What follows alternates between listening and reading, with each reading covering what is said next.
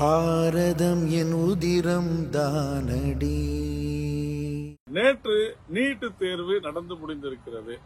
வழக்கம் போலவே இந்த ஆண்டும் நீட் தேர்வு எழுதக்கூடிய மாணவ மாணவிகளுடைய எண்ணிக்கை அதிகரித்திருக்கிறது, தமிழ்நாடு உட்பட. இதிலிருந்து என்ன தெரிகிறது என்று சொன்னால், நீட் தேர்வை எல்லாராலையும் எழுத முடியும்.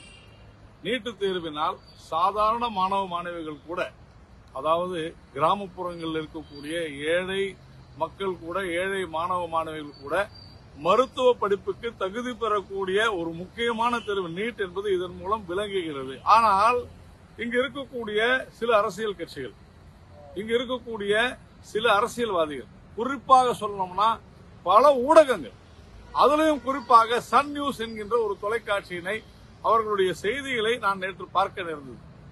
உண்மையிலேயே சொல்கிறேன், ஒரு சினிமா படம் எடுப்பது போல அந்த நீட் தேர்வு குறித்து, அது எப்படி நடந்தது என்பது குறித்து பேக்ரவுண்ட் மியூசிக் அதிகமா, பின்னணி இசையில ஏதோ நீட் தேர்வுனால மிகப்பெரிய பிரச்சனை வந்துவிட்டது போனலாம் சித்தரித்துக் கொண்டிருந்ததை உண்மையிலேயே மிக மிக மோசமான, தரக்குறைவான, நான் ஏன் தரக்குறைவான என்று சொல்கிறேன் என்றால், மாணவர்களுடைய படிப்பு விவகாரத்தில் வேண்டும் என்றே திட்டமிட்ட ரீதியில சன் நியூஸ் தொலைக்காட்சி நேற்றைய தினம் நீங்கள் பார்க்கலாம். அதனுடைய யூடியூப்லயோ அல்லது ட்விட்டர்லயோ போய் பார்த்தீங்கன்னா தெரியும்.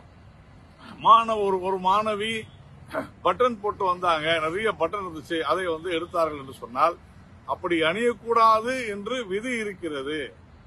அதே போல பல்வேறு கட்டுப்பாடுகளை நீட் தேர்வு நடத்தக்கூடியவர்கள் விதித்திருந்த நிலையில அதை மீறி அல்லது தெரியாமல் வந்திருந்தால் கூட அனுமதி கிடையாது.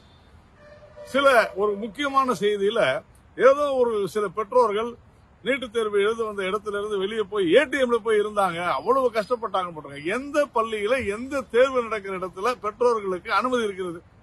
தமிழ்நாட்டில் நடக்கக்கூடிய கல்லூரிகளிலோ பள்ளிகளிலோ தேர்வுகள் நடந்தால் மாணவ மாணவிகளுடைய பெற்றோர்கள் அவர்களுடனே பக்கத்தில் போய் உட்காந்துக்கலாமா? என்ன அது? இப்படிப்பட்ட ஒரு மோசமான ஒரு பேச்சு, என்ன மாதிரியான செய்தி, பேக்ரவுண்ட் மியூசிக் கூட.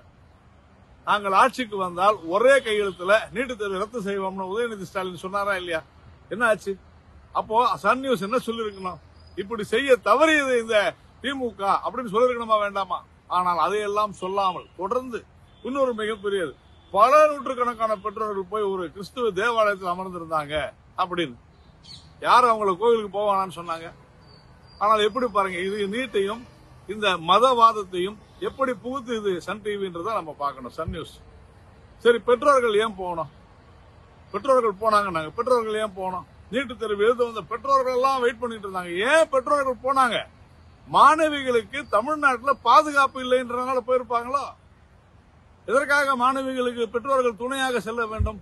சட்டம் ஒழுங்கு சரியில்லை, சட்டம் ஒழுங்கு சரியில்லை என்கிற காரணத்தினால, மாணவிகளுக்கு பாதுகாப்பு அச்சுறுத்தல் இருக்கிறது என்ற காரணத்தினால பெற்றோர்கள் தேர்வு எழுதக்கூடிய மாணவிகளோடு செல்லக்கூடிய பரிதாபமான ஒரு நிலைக்கு தமிழகம் இருக்கிறது என்பதை நாம் புரிந்து கொள்ள வேண்டும். இதுதான் தமிழகத்தினுடைய நிலைமை. அதை விட்டு நீட்டு தேர்வுல இந்த பிரச்சனை, காதுல டார்ச் அடிச்சு பார்த்தாங்க, கண்டிப்பா பார்ப்பாங்க. காதுல அதுக்குள்ள மைக்ரோபோனை வச்சுக்கிட்டு தான் அவ்வளவு பிரச்சனை பண்றாங்க அப்படின்னு எவ்வளவு பல நீதிமன்ற தீர்ப்புகளே வந்திருக்குது. அப்ப அந்த கட்டுப்பாடுகள் எல்லாம் மாணவ மாணவிகள் ஏற்றுக்கொண்டு கையெழுத்திட்டு இதற்கு நான் உடன்படுகிறேன் என்று சொல்லிவிட்டு தான் செல்கிறார்கள் தேர்வுகளுக்கு. தமிழகத்தில் கூட பல தேர்வுகள் அப்படித்தான் நடக்கின்றன. அதை விட்டு பெற்றோர்கள் அந்த பள்ளிகளுக்கு தேர்வு எழுதக்கூடிய மையங்களுக்கு செல்ல காரணம், நான் சொல்கிறேன், சட்ட ஒழுங்கு பாதுகாப்பு சரியில்லை என்று. இதற்கு ஸ்டாலின் பதில் சொல்வாரா? சன் நியூஸ் இதை வெளியிடுமா?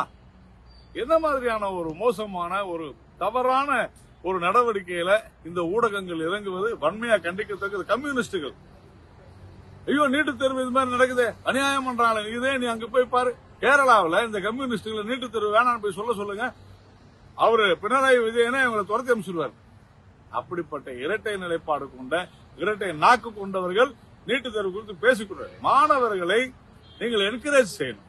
மாணவர்களை நீங்கள் நீட்டு தேர்வை எழுத கற்றுக் கொடுங்க. இல்லை என்று சொன்னால் ஆட்சியை விட்டு நீங்கள் விலகி போவீர்கள். அமைதியாக இருங்க. நீட்டு தேர்வை எடுத்து அரசியல் செய்யாது.